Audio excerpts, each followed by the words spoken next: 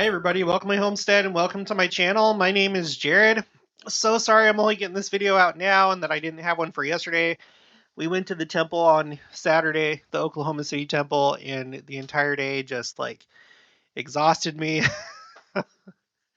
I'm only in my late 30s, but I feel like I'm starting to get tired a lot more quickly when it comes to like doing long drives because in my early marriage, we were able to go from Salt Lake to Vegas and no problem, and then when we were in Phoenix, go from Phoenix to Vegas, and when I was in Fort Hood, from Fort Hood to Utah, which was the longest drive I've ever done, or Fort Hood to Phoenix, and it's just like it was fine. But it's like now this is only 2.5 hours away, and it took it out of me, and I was tired afterwards. I couldn't do it.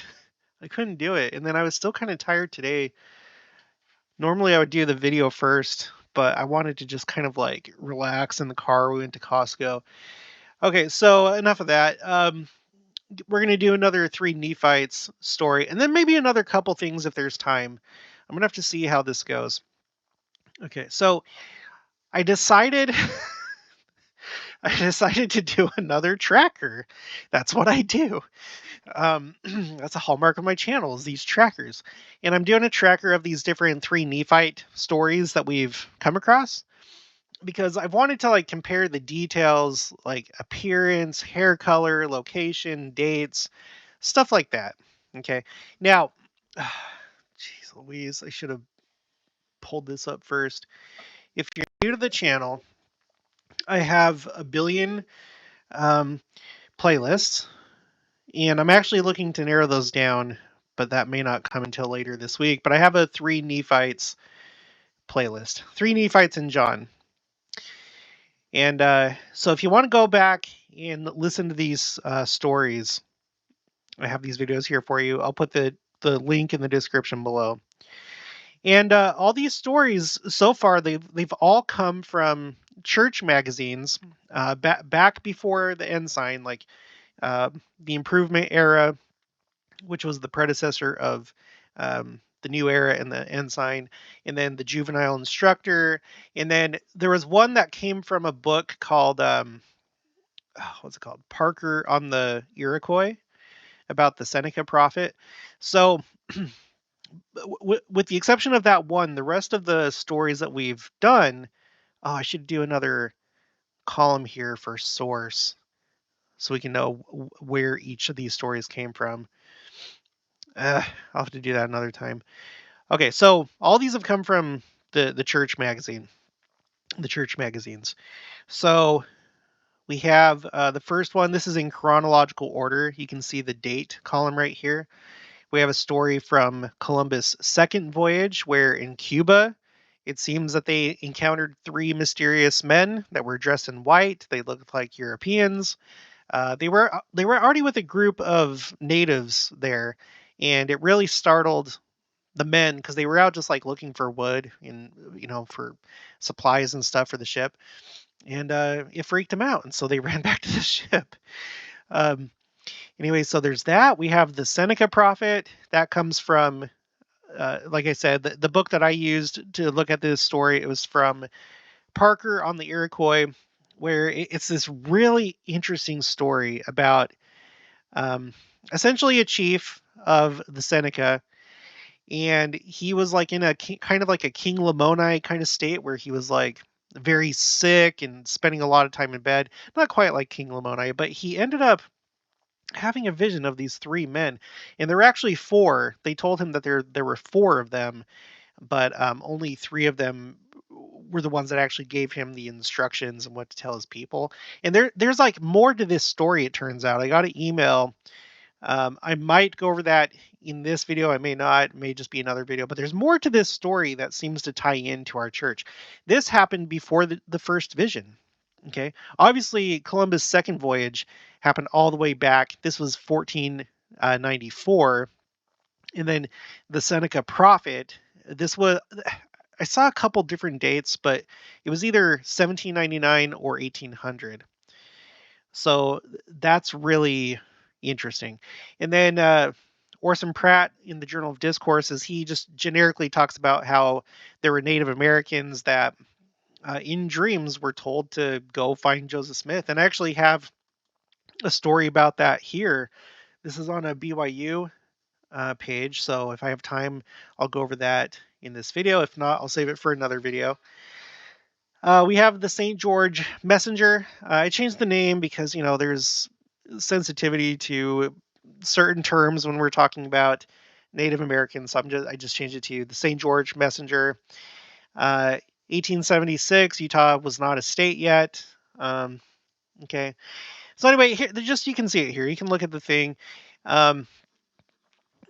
It looks like, I only have 2 accounts where it says that their hair is white, and then 1 where their hair is red. Okay.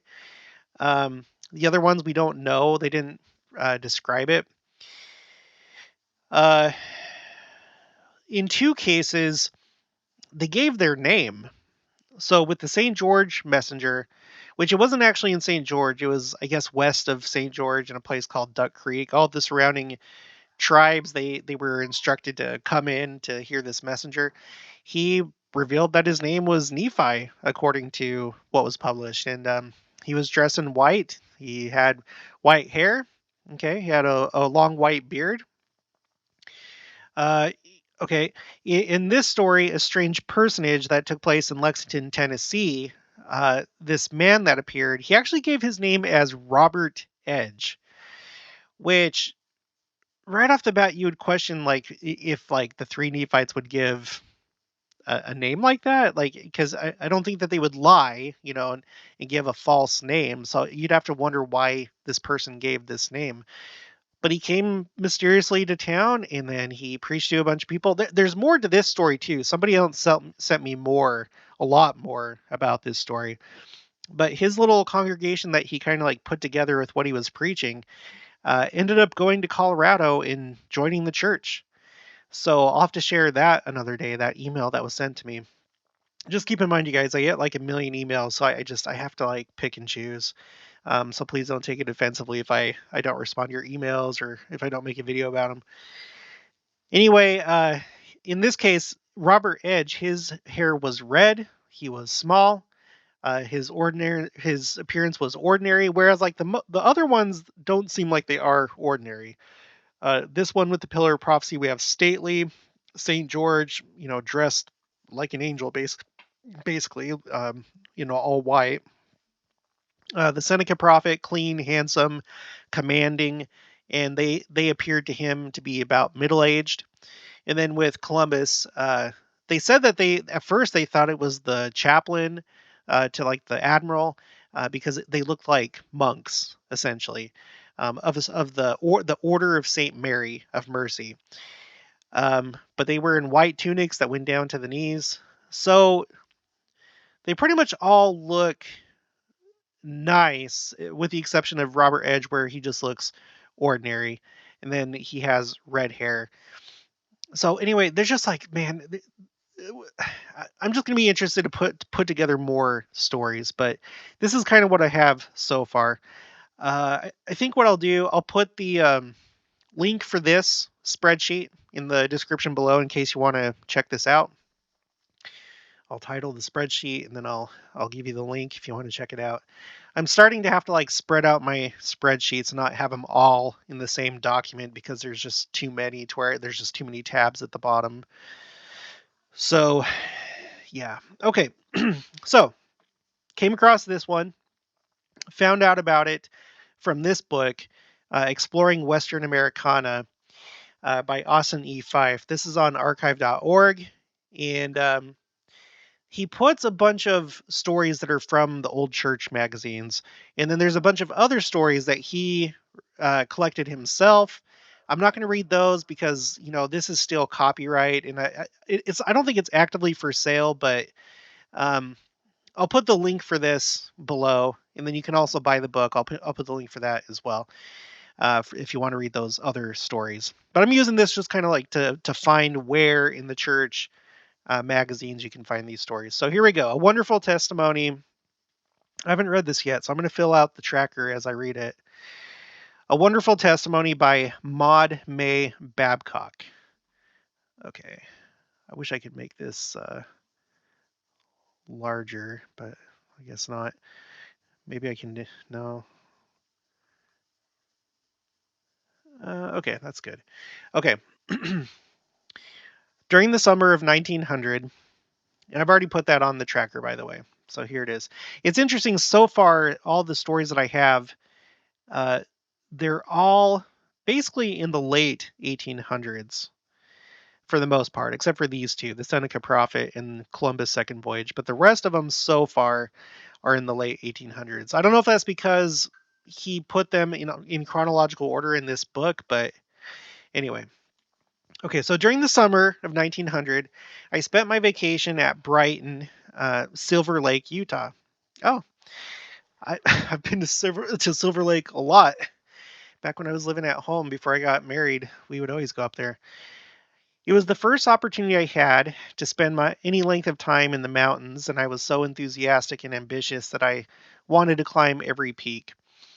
Each day I explored, you know what, in case anybody's wondering, Silver Lake, Utah.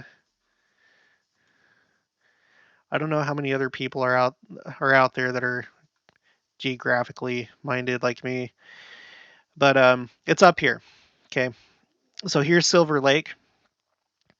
So it is southeast of the Salt Lake metro area, and it's up in the mountains. It's a really pretty place. In fact, I wonder if there's like a yeah, here we go. Let's just go to this one. It is a great place to be. It's just very scenic. Check that out. They have like this walkway that goes around the lake, and usually there's people fishing here, and it's just gorgeous. It's a gorgeous place. Okay, so she wanted to climb every peak. Each day I explored some wonderful point around Brighton on foot and on horseback. Carrie Helen Lamson, a school teacher some years older than I, was my companion on most of the trips. With each trip, we grew more venturesome and went farther from camp. On one ride, we explored the canyon beyond Alta in Little Cottonwood, and finding ourselves on the pass between there and American Fork Canyon, we pressed on, hoping to climb a high peak we could see at the head of the canyon. Suddenly, we realized that the daylight would not permit us to reach our goal, so we were focused to content ourselves with climbing the mountain upon which we then were. The miners called it North Pole Peak. It was much higher than we thought, and as we gained each height, we found yet a higher point ahead, so that when the top was finally reached, to our astonishment, we were on the very top of the world, higher than any point around us. Before us was spread the finest view we had ever seen. Since then, I have revisited this mountain top a number of times, and I'm always overcome by the grandeur and extent of the panorama. By the way, guys, if you haven't been to Utah, I mean, I know that there's mountains throughout the U.S. the West and up in Canada, but like, if you ever go to Utah, there are beautiful canyons and just amazing sights up in the mountains of the Wasatch Front, the Wasatch Mountains. To the north and west, over the mountains, lay Salt Lake and Ogden, like toy cities, with the Great Salt Lake stretching between like a great mirror. To the west, between the ridges, was American Fork Canyon and Provo Canyon. Further south, while behind to the east was Provo Lake, like a huge checkerboard. Near us, nestling in the very tops of the mountain range, we could count 13 lakes, while to the east, range upon range of blue mountains, like great billows of the ocean, seemed to roll on and on into space. While this view before us, with this view before us and with the spirit of adventure within us, I then made a plan to go further and make a 2 days trip over the trail we had come in that we had come in on into American Fork Canyon through its South Fork into Provo Canyon. and to spend a night at the South Fork of the Provo. The second day, we could go up to the canyon to Midway and the Hot Pots and over the mountains back to Brighton. That's cool because the Hot Pots, if it's the same place that I'm thinking of, I've been there. It's like these hot springs, essentially. I think that's what she's talking about. Uh, when we came down North Pole Peak to where we had been forced to leave our horses, it was near supper time, and we were very hungry. We stopped on the slope of the Albion mine, and were more than glad to accept the supper which the superintendent of the mine so kindly offered us as we passed our way up the mountain. Being too late for the regular supper, and while the Chinese cook who took Miss Lamson for a Salvation Army lassie because of her blue poke bonnet, prepared the meal, I used an empty nail keg on the dump for a stage, and in the twilight told stories and read Riley to the miners. Uh, it was a great enthusiastic audience in that magnificent amphitheater. The journey back to camp was thrilling. The ride through the pines above Twin Lakes in the moonlight, awesome. A memorable day indeed. We discussed our plan with those around camp and were told it was feasible. So a week later, we started out on horseback. We were directed uh, to scroll over. We were directed to take a shorter trail above Dog Lake to Lake Catherine and to take the divide rather than the longer way over the Alta Pass by the Twin Lakes. It is a trail I know well, but it was new to me. We reached, as we thought, the trail near a deserted mine dump over Dog Lake about 7 o'clock in the morning, but soon could get no farther, nor get back without crossing a crevice filled with shale. I tried to force my horse across, but when the shell began to slide, he would not move. Miss Lamson's horse would not make the attempt, and they were farther down the side of the mountain than I was. Seeing that both my horse and I were in danger of sliding down the mountain 1,000 or more feet, I dismounted as carefully as I could, in fear of my own life and that of my horse. I climbed slowly and carefully around the shale bed up to the top of the mountain to look for help, hoping that I might see some stray prospector. But no, although the top was like a lawn sloping in every direction, no one was in sight. Not a living thing to be seen. Only the grandeur of the mountains spread before me in the stillness of the early morning. Disappointed, I cautiously climbed over the jagged peak above my horse, and half holding to a small bush with my hands, and half holding to my feet uh, in that sliding shale, I reached down to my horse, almost under me, and touched him with a small willow, trying to coax him across the shale. He would not move. At this crucial moment, fearing the horse would any moment slide down the mountain, and I would be dashed to death after him if the shell began to move, I prayed my Heavenly Father for help. As I raised my head, a voice above me said, "How did you come here, my daughter?" This must be one of the three Nephites. Maybe. We'll see. "How did you come here, my daughter?" I jabbered in my relief and excitement, trying to explain our predicament, and before my explanation was finished, I was standing on the top with Miss Lamson and both our horses in a circle facing the stranger. What? Okay. So just suddenly, okay. I jabbered in my relief and excitement, trying to explain our predicament. Because, like, at this time, she said that the horse was underneath her, right? Yeah. Reached down to my horse, almost under me. Okay, so he was there, or he or she was there. And she was above the horse. And then I thought it said that Miss Lamson was farther down. Okay. Before my explanation was finished, I was standing on the top with Miss Lamson and both our horses in a circle facing the stranger. Okay. Uh, we had no recollection of how we or the horses got there. The man had a gray Van Dyke beard. What does that mean? What's a Is that like a color? Van Dyke beard. What is that? Oh. Here, let's go to the Wikipedia article. So it's this like you know, like French looking beard thing. Okay, so it's called a Van Dyke beard. So which one of these looks the closest, do you think? Correct.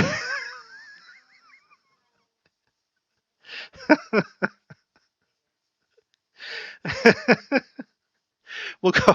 Let's go with Colonel Sanders. He's dressed in all white. Okay. The first Kentucky Fried Chicken it's in Utah. Let's see. World's first KFC.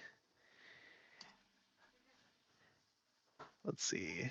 Let's go to maps. Harmon Cafe. I used to live by here, by the way. This is not far from my childhood home. This right here. This is the world's first KFC. So maybe Colonel Sanders. Maybe it was like an alien.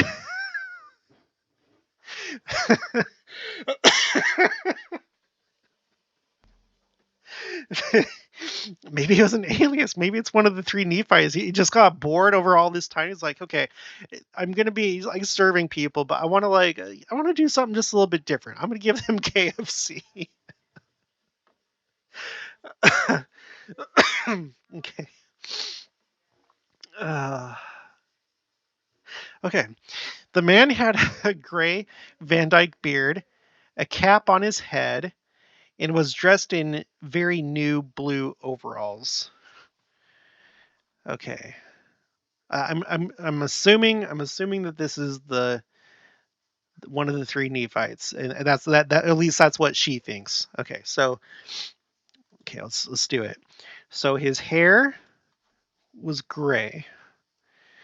I prefer Grey instead of Gray, just so you know. Van Dyke beard. All right, what else did it say? Okay. A cap on his head and was dressed in very new blue overalls.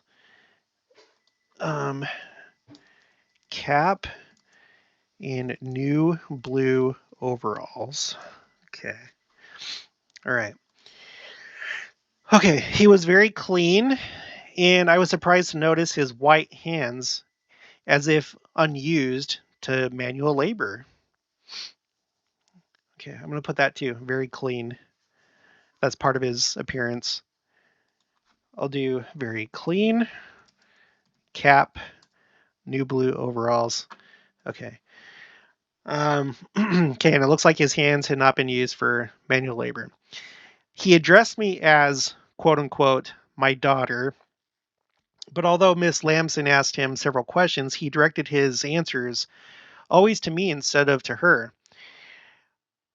I inquired about the road and the way, and he said, quote, go right on, my daughter, the way you are going, and you'll be all right, end quote.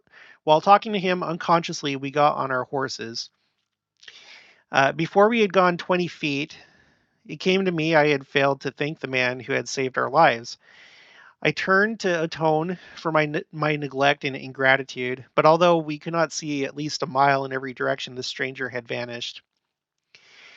We seemed to have been in a daze from the wonder and marvel of our experience, which had seemed perfectly natural when it rushed over me inspired, I said, he was one of the three Nephites. Miss Lamson was not in the church. She did not even believe in God. In our discussions and arguments and during our readings of Matthew Arnold and Walter Pater, I had explained the gospel restored, but she could not understand me, nor was she all that interested. She asked who was the Nephite, and as we rode along that early morning with the spirit of the stranger with us, I explained the Book of Mormon and told how the Savior, when visiting his people on the American continent, had granted three Nephite apostles the blessing bestowed upon John the Beloved, to tarry and preach the gospel until he should come again. During the next 3 days, and by the way, you guys, maybe you can answer me this. I'm pretty sure.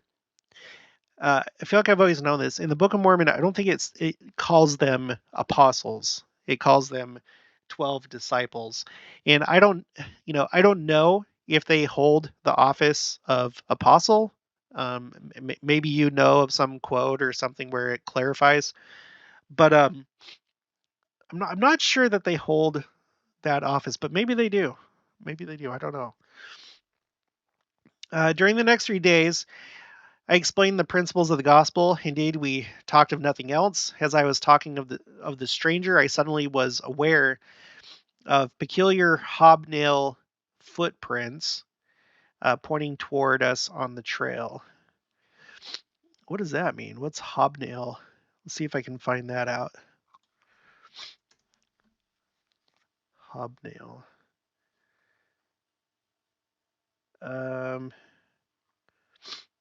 I don't care. Okay, whatever. We met the stranger about 7 o'clock in the morning, and we followed the footprints, always coming to meet us until we reached the American Fork Canyon after 1 o'clock that afternoon. Whenever I thought I could make a shortcut, I would be forced to come back to the footprints, for the way would be impassable. When we came down the mountain into the canyon, we met some miners, the first persons we had seen since the stranger left us. They advised us not to go through the South Fork into the North Fork of the Provo because of deep snow, but to go instead through Deer Creek into Provo Canyon. I should have trusted my stranger, for we found the journey long and tiresome and did not reach camp until after midnight. We lost the footprints when we left American Fork Canyon. I have always believed we would have found the way passable, and that the footprints would have led us over the mountain, and we would have seen the glacier behind Timpanogos, which we had planned to see. After our night's rest on very hard beds, we started up the Provo River to the hot pots. Like I said, if these are the hot pots I'm thinking of, I think that those are like these little hot spring things. Did they just say they're in Provo Canyon? Provo River. Let's see. Provo River. 2 accessible hot springs in Utah Valley. Yeah, I think that's what it is. Let me know if you've been to the hot pots and if I'm thinking of the right thing. Because of our clothes, bloomers and trousers were very noticeable on women in those days. We decided to take the north side of the Provo Valley and avoid the towns on the south side. For a mile or so after we came out of the canyon, all was well, when suddenly the good road ran out into an irrigation ditch with large willow trees on either side, so dense that we had to lie flat on our horses to avoid the trees, and were forced to drive our horses through the ditch. After going a mile or so, my horse suddenly wheeled around, nearly tearing my clothes off by overhanging limbs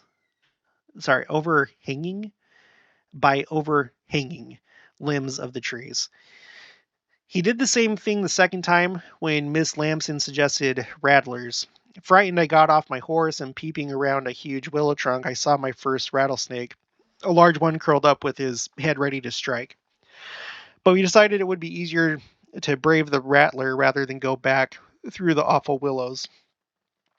So, gathering up stones, we whipped our horses, throwing stones where the snake was as we passed.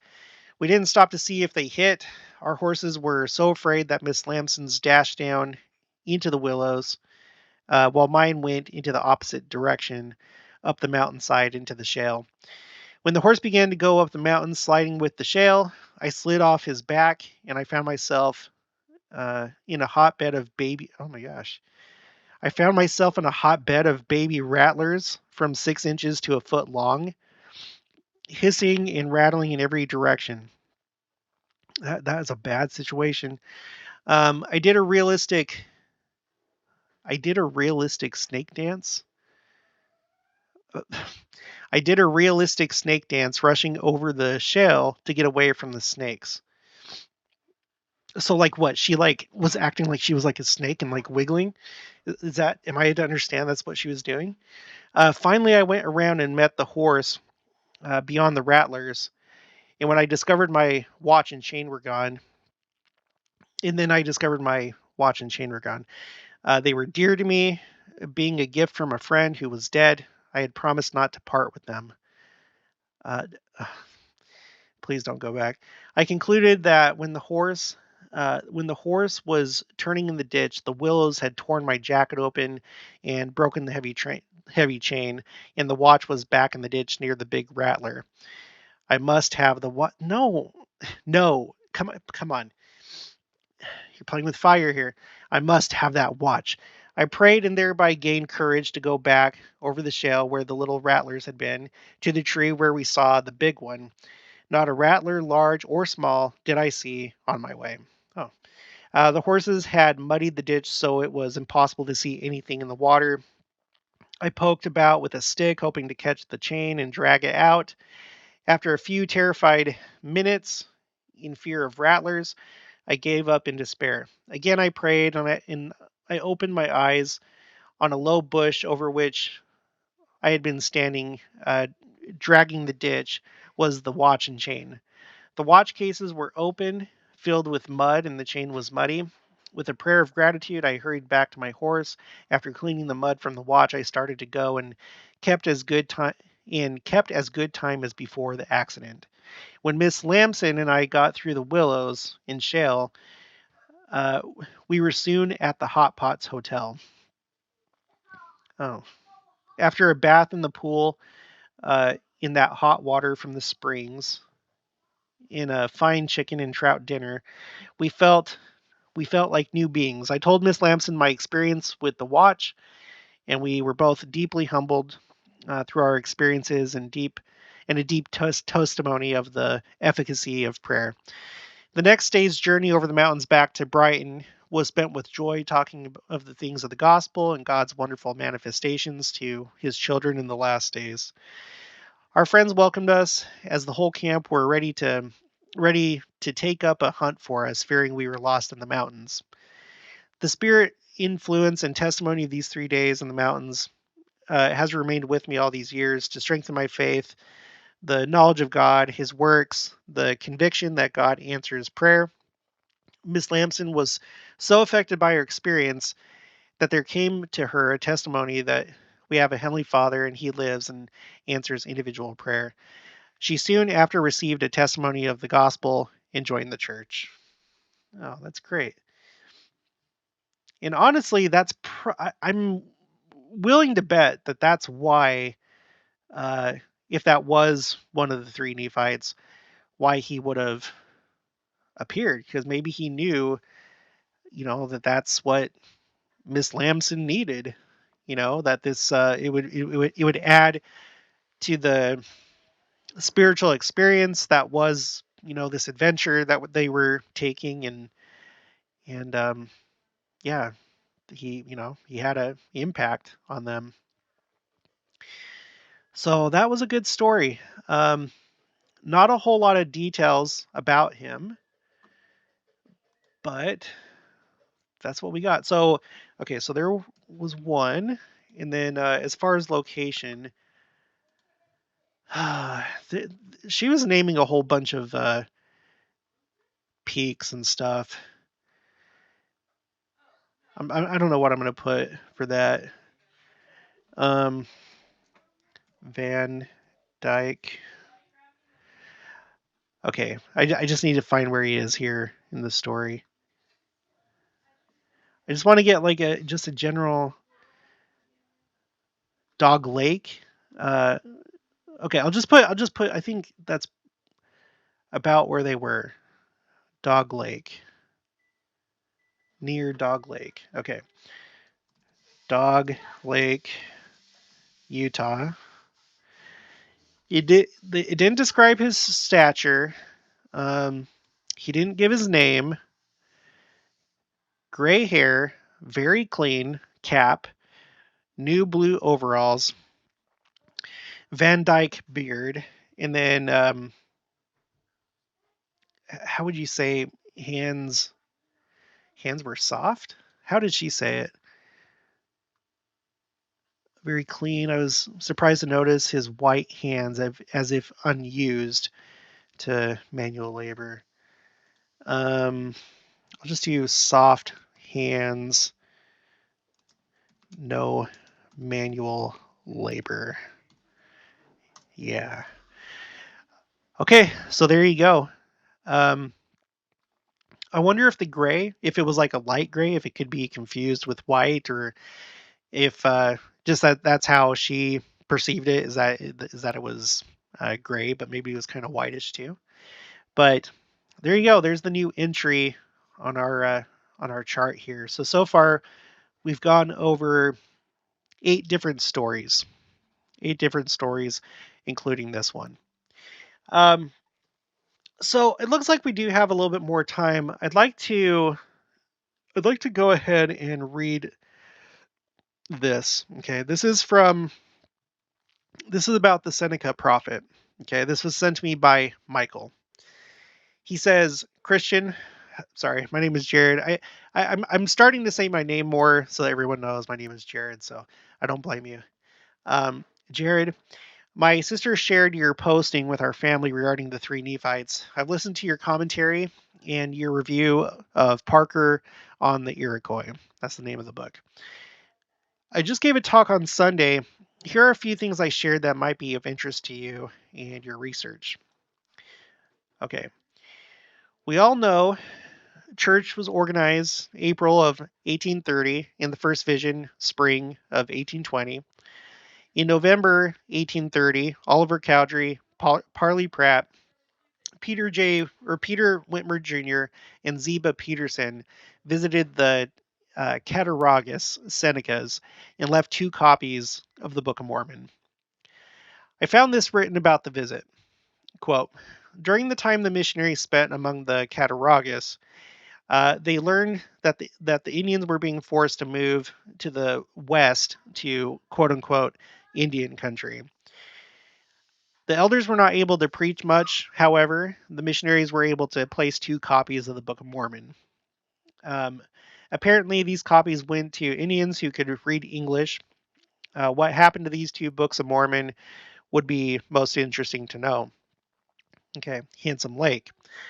That's the name of the Seneca prophet, Handsome Lake. Okay, so now we're talking about him. Okay, so this is before what we just read here. Okay, so this is before, about 20 years before the first vision. 1799 to 1800, 20 years earlier than the first vision, the Iroquois had a prophet named Handsome Lake. During this time, he was very ill and went comatose, similar to Alma the Younger. While in this state, he had 3 visions. I found this written about Handsome Lake. Quote, Handsome Lake, during a serious illness, was visited by 3 radiant men who gave him a message for his people. There was a 4th messenger, a man with pierced hands and feet, plus a spear wound in his side. Oh, so that's something I didn't know, because in the video that I watched, I was thinking that the 4th would have been John, but okay, that's a new detail. Handsome Lake became known as a prophet. The teachings taught to him by the heavenly messengers brought the Iroquois back into the ways of the Creator. Dr. Einar C. Erickson, ancient document Mormon scholar, wrote, quote, in 1799, he founded the modern Longhouse religion. His rise as a prophet began with a series of visions. The Indians expected messengers from heaven. Messengers from the Creator instructed him to tell the people to restore and keep their traditional ceremonies, to give up alcohol. They had among their histories the knowledge that 3 holy people had appeared to them, the 3 Nephites, question mark, and a white god, Jesus, had appeared to them. All these things my mother and my aunt were taught from the chiefs they visited. I remember them telling me these stories as a child, long before you could find it in print on the internet. There are so many similarities between the Iroquois and the gospel of Jesus Christ. Here are a few. A new name when married. So, yeah, that's interesting. Bearing weapons of war, as stated by the Book of Mormon and symbolized by the Iroquois tree of peace. In the longhouse during ceremonies, women sit on one side and the men on the other, just like the temple. Uh, Cornbread and corn soup are passed around to everyone as part of the traditional ceremonies, which is like the sacrament, he puts in parentheses. Had to be married to be a chief and drink no alcohol. Yeah, yeah, just like priesthood leaders today, becoming a bishop, stake president, so on and so forth. So in October 1833, Joseph Smith and Sidney Rigdon visited the Cattaraugus Seneca area. D&C 100, section 100, tells us they were in Perrysburg, New York. This town borders on the Cattaraugus Reservation. How about we take a look at that? Perrysburg, New York. Let's see. Perrysburg, New York. Zoom out. Yeah. So there you go. You see Pennsylvania just right down here, Lake Erie up to the north. It looks like it's southwest of Buffalo, New York. So in this area right here. Okay. D&C is section 100. Behold and lo, I have much people in this place. That's interesting in the context of the Seneca prophet story. I've talked about before how I really think that part of what the three Nephites and John, and then just the Lord in general, that they work with groups of people in stages and in phases. And I think that was probably what happened with the Seneca prophet, was a type of like a primer type phase, to get the coming generations ready for when the gospel is going to be restored. Okay, so behold and lo, I have much people in this place. Therefore, I, the Lord, have suffered you to come unto this place. For thus it was expedient in me for the salvation of souls. There were baptisms in the area, but nothing amongst the Indians. Okay, at that time. Okay, it took over 100 years for the teachings of Handsome Lake to spread and be accepted throughout the Iroquois, especially for my family. In fall 1947, once again, missionaries Elder Ord and Kent were sent to the Cattaraugus Reservation. Elder Kent wrote, I don't recall asking anyone permission to go onto the reservation. We just went, and no one objected. The first home we visited was Selena Kennedy and Evangeline Clark. They were both very friendly and interested in our message. They also suggested that we might be able to stay with the Holly Peace family.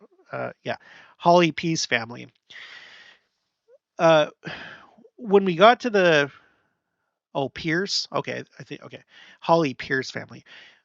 When we got to the Pierces, we found Mr. Pierce recuperating from eye surgery and not well.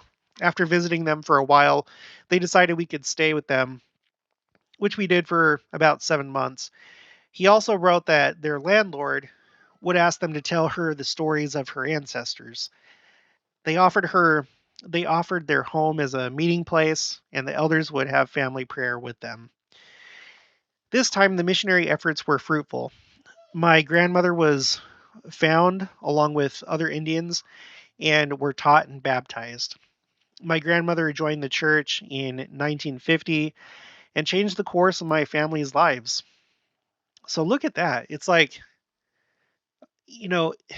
again, it's like priming. You have the three Nephites, it would appear, visit Handsome Lake in 1799, 20 years before Joseph Smith, and then before he has the first vision.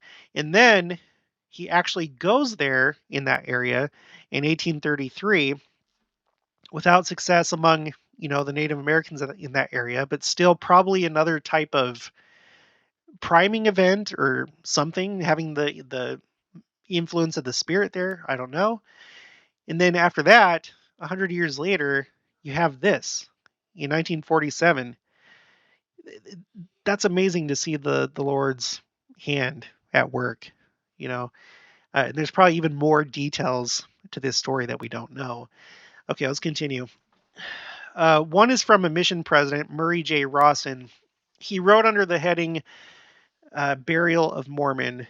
Quote, when serving as mission president to the Seminole Indians in central Florida, President Rawson was teaching a group of the tribe about the Book of Mormon when he was interrupted by their chief, saying, quote, "We had a war long ago with the light-skinned people around the Great Lakes. We conquered them, but we had so much respect for their warrior chief that we buried him at the mouth of the Oswego River that is in New York State. We don't discuss this very much because it is an embarrassment to us." President Rawson then asked why this was an embarrassment, and the chief replied, "Our history is written on metal plates and buried in a hill in New York, but we don't know which hill." That is amazing. Let's see. Talk given to missionaries in training at the MTC, Provo, Utah, 1979, by President Murray J. Rawson. Okay. Mound discovery and Joseph's vision. Zelph was a white Lamanite warrior and chieftain under the great prophet uh, Omandigus, also written Onandigus. I've heard of Zelph before. I think that's one of the better known um, things that Joseph Smith saw. One of the Iroquois nations is Onondaga. Oh, a Lamanite warrior under the great prophet Omandagus. And then we have one of the Iroquois nations is Onondaga. Iroquois, I looked this up when I was doing the Seneca prophet video. And if you're not familiar, Iroquois, it like refers to the different peoples and tribes that speak this language, right? Among which is the Seneca, and then I guess one of them here is the Onondaga.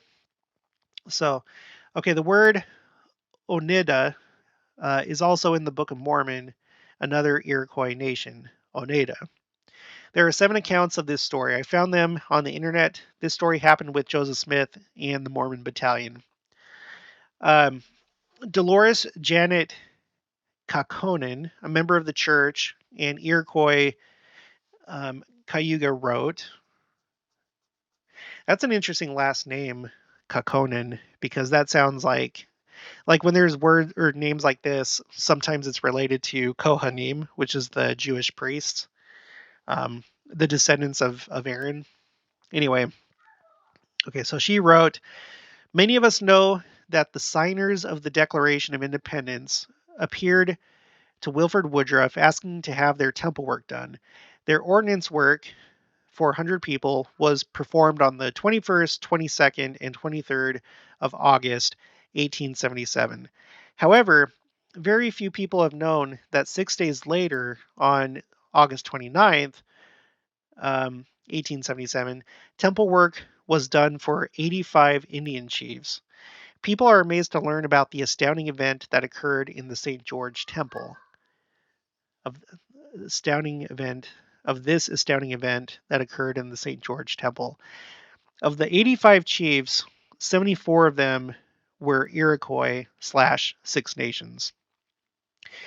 Yeah, because gosh, I already forgot, but Handsome Lake, I think he was instrumental in coming up with this confederation or like an alliance of the Six Nations, which I think wasn't it later. Oh, I gotta find this out right now because I think later it was like expanded to include more.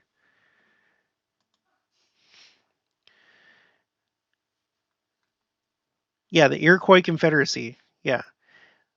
The English called them the Five Nations, comprising the Mohawk, Oneida, Onondaga, Cayuga, and Seneca. After 1722, the Iroquois-speaking Tuscarora people from the southeast were accepted into the Confederacy, which became known as the Six Nations. Okay. Yeah. Yeah. Okay. Let's see. And then here, okay, here are some here are some pronunciations that would have helped me earlier in this video. Here are some pronunciations that might be helpful in the future if you talk about this again. Oneida is Oneida. Onondaga is Anondaga. Okay, I got that. Cayuga, Cayuga. Haudenosaunee, Haudenosaunee. Haudenosaunee. Stress the word with the accent. Oh, okay. Oneida. Anondaga. Cayuga. Okay. Hode. I'm trying to pronounce it. My wife asked me what I'm trying to pronounce Iroquois names properly. Okay, here I go. I'm not laughing at this is beautiful. Haudenosaunee. Haudenosaunee. Stress the word with the accent. Okay, if you have questions, please let me know. Thanks, Michael. Iroquois, Cayuga. Cayuga. Okay, well, I think that's going to be it for this one. Thank you, Michael. Thank you, everybody else that has sent me information about the three Nephites through the process of time. Hopefully, I'll get through all of it. Ideally, there was somebody that had sent me a story, which I don't mind sharing, but I prefer if like it can be tied down to a source. If not, that's okay. Like we're basically just doing this for, just for fun. It's nice to like see the reality of the three Nephites, that they really have been doing things and been having a big effect on the work. I think that this is kind of like a enrichment activity that we know that they are doing things. We can't say for sure with some of these stories if it really was them, but we can still take it into consideration, and I think that it's faith building. And so I'll share stories, but ideally, if you have ones that have a source, that would be great. That's going to be it for this one. So if you haven't already, please make sure to subscribe, like this video. If you liked it, leave your thoughts and opinions down in the comments below. Also, make sure to share it, and I'll talk to you guys later.